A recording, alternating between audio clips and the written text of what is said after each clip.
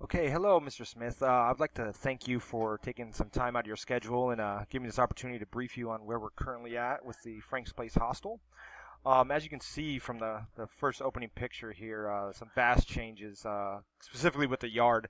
It was kind of a week by week progress. First we started with the adding the four bunk beds in the dorm style room, kind of catering to the backpacker community.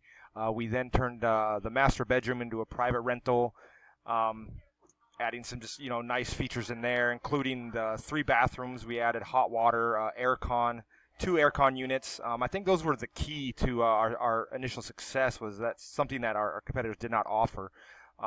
We were able to get hot water and aircon in all our facilities. Then we saw kind of a need for some of the local Filipinos. Even though our prices are half of our competitors, it was still a little steep for some of the local Filipinos traveling to the area. So we went ahead and turned the fourth bedroom into a dorm style fan room, non-aircon, to keep the price down. That's at 300 pesos a night.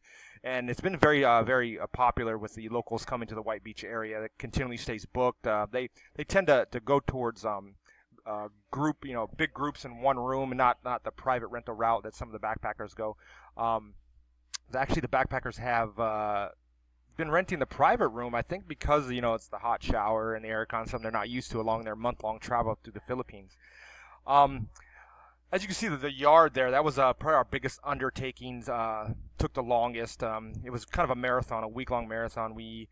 Um, if you remember, it kind of looked like the surface of the moon. It had a lot of lava rock, real gray dirt. Beautiful house, but the yard was just, it was ugly. So we transplanted 240 50-pound bags of black dirt from across the street and just carried them one by one over a week-long period. And then planted the Bermuda grass over the top, and it's set in nicely. It's just beautiful. And then Cyrene, she continues. She's kind of turned it into a botanical garden. I think last count we have 22 different plants and flowers throughout the yard, and then 15 different different colors and types of roses, and just she's got her nursery in the back where she plants them, grows them, and transplants them. Just it's amazingly beautiful now. Definitely the biggest addition to the property in itself. Um, so yeah, it's complete now. Everything's up and running, and it's exceeded all of our expectations. So I just would like to thank the staff for our success. A lot of hard work, all the planning that went in. Getting the electricians and the plumbers, and all the shopping and things we needed. And we kind of set out as a week, adding each thing week by week, and it was very successful. As soon as we opened the doors, it was kind of a slow progress, a little worried, getting ones and twos, not the growth that we initially thought. I got a little concerned, but these past couple weeks have been a huge boom in our success and our amount of bookings. But I just think the plan overall it went over as a success, and just a lot of hard work by a lot of people. The next slide here, what I'd like to show you is the bookings by month. We started out mid-August. I think we opened up at the end of August, only the last couple weeks, and we've gotten 3 bookings. Our initial bookings for the first August and September were all pretty much due to the word of mouth and friends, people I knew from Cebu City that were coming, and friends of locals that had just referred to us. And then here in the month of October, you could see just double in the amount of bookings we had, and the biggest reason for that was our online advertisement to Airbnb. Within 15 hours of posting, I was getting hourly requests, and it really has done well. I think yesterday we were fully booked, and it's just been amazing. Way exceeded our expectations, and I'm looking forward to the future and the growth. I think the biggest thing we got going for us right now is the location. We fit a niche for a need that the area did not have. We're able to provide amazing accommodations at 50% the price, sometimes more than our competitors. I think we hit it right on the head, focusing on the backpacker community. There's a huge booming backpacking industry, tourism industry here in the Philippines. It's currently ramping on peak season, and Mobile is a stop along the Cebu route. They start in Cebu City, they go to Mobile to go to Kawasan Falls, and specifically the beach. It's one of the nicest beaches in the area. Then they move on to Oslo, and it's kind of a route that almost every backpacker takes in the Cebu Island. They didn't have anything before us as far as facilities for backpackers.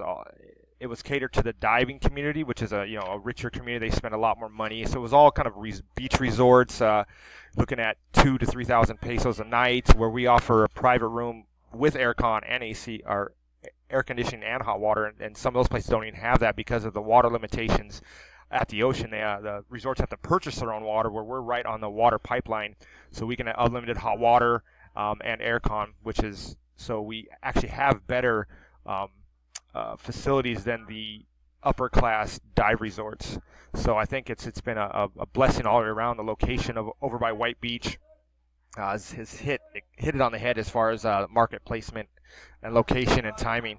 I'm sure here, once people see our success, there will be more popping up. That's kind of how it works, but I think we'll have a good foothold on the area, and we'll kind of dominate the online market and be able to get most of the bookings, and just if we continue to do what we're doing and look forward to the future.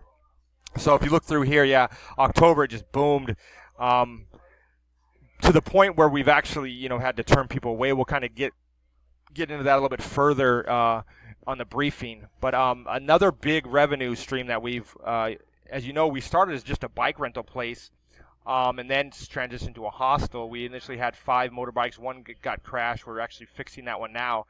But over this past month, we've sustained a 65% bike rental for our bookings, which is huge. I mean, if they're spending 300 on a dorm room and then 500 pesos a day on a bike, they're actually spending more on our bike rentals. But it's needed, unless they want to pay transportation fees everywhere they go, every location. And it's just enjoyable to ride motorbikes around the area. It's beautiful, and it gives you the freedom. So this is a huge revenue stream for us that has been very successful. We've been able to keep up the maintenance. Besides the one motorbike that crashed, we're fixing. Everything's been going well. We got the additional keys for everything. The mechanic in the area, he comes and fixes anything that's needed to be done. So this has been a huge success overall. We actually purchased a 6 motorbike scooter, brand new, because we were running out. We were renting all our motorbikes, and we didn't have any for us to actually get around in. So we had to purchase a 6th scooter, brand new, 0 kilometers on it, and we've been renting that out when needed. But this has been a huge success for us overall. So come to the point of it's time for expansion. Actually, it's unbelievable. About 2 full months of running, and we're already looking at expansion. The reason why I say that is we've had a 22% loss of revenue this month of having to turn bookings away just because we didn't have the space or the room. So what we're looking at right now is expanding to the building next door that we own, part of the complex, and adding 4 new bunk beds. That'll give us 8 dorm beds, adding an aircon unit to that. It has a little kitchen area in there, and a little area for them to gather around, play cards, drink, whatever. And then there's a bathroom, so we'll put a hot water unit in there, retile that, throw some paint on the walls, and then it has a private room that's attached, so that'll give us a 3rd private room, and we'll add an aircon unit in there as well. And I think we have to get 1 queen mattress. We already have a bed, but we need a mattress, and of course all the pillows, cases, sheets, things like that. But it's going to be a quick process. It should take about 2 weeks from ordering the beds, picking them up, getting everything in there. And now that'll almost double our overall capacity. And if we continue to lose, 22% revenue in just a couple-week period, that's huge losses over, a year-long calendar. So I think it's very well needed. If we want to sustain our current kind of monopoly and foothold on the market, we have to grow. Everybody we turn away, they go somewhere else and don't get to experience what we have to offer. They don't share it on social media. Then they refer the other place they went to their friends instead of us. And then along with this, they'll just continue revenue growth in the motorbike business. We'll probably have to expand that.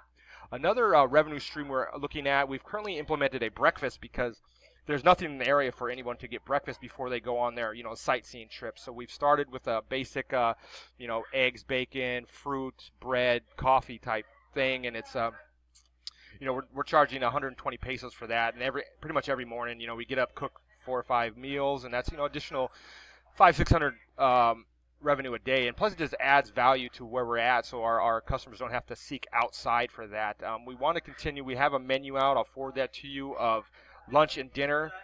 We have 2 separate types of meals. Well, many meals, but we have the backpacker, which they can afford. The chicken breast and the fried chicken and the pasta, things like that. And then we have a local menu for the locals, which is it's about half in price, but that consists mainly like rice and chicken adobo and some of the cheaper options, so that they can also afford a meal. They're not priced out by the Western style food, and it's a lot of local stuff, vegetables and fruits, things like that.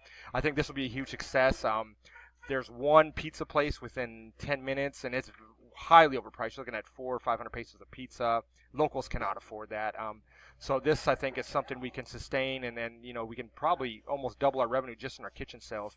And we're going to expand to alcohol beer sales. We've added on the porch furniture. We have the karaoke machine, 100 of DVD library, and it's a great place for people just to gather, talk, meet. People from all over the world kind of meet, and then of course they drink, and then that's just a lot of additional revenue there. And then they're not having to travel the 20 minutes to the dive area with the bars and stuff there, eliminating the need for them drinking and driving or, late night travel. And they could just stay and hang out. They kind of want to relax anyway from, spending all day snorkeling and traveling, and they could just sit in karaoke or sit around a movie and drink beer. So this is a additional revenue stream that we're looking at as far as for our expansion. The last revenue stream we're looking at, as the Philippines is a big referral system. If you refer someone to a establishment, a business, you get a portion, whether it's 100 pesos, 500 pesos. Boat trips, I think, are 500 pesos if you refer guests and they book a boat trip. Transportation to and from the city, you get referrals for that. The three biggest tourist areas are, of course, the beach. You got the snorkeling, diving, sardines, just amazing snorkeling, and the boat trips that go along with it. And then you got Kawasan Falls, which is about 30 minutes away, where they do canyoneering. And this is just something that we can, if we book our get friendships with these other businesses, for everybody who does a canyoneering trip, we'll get 500 pesos for each person that book it, or that I think it's 300 pesos per boat trip per person. So that can be a huge additional revenue stream. That's just going to add value to both our customers and our overall bottom line.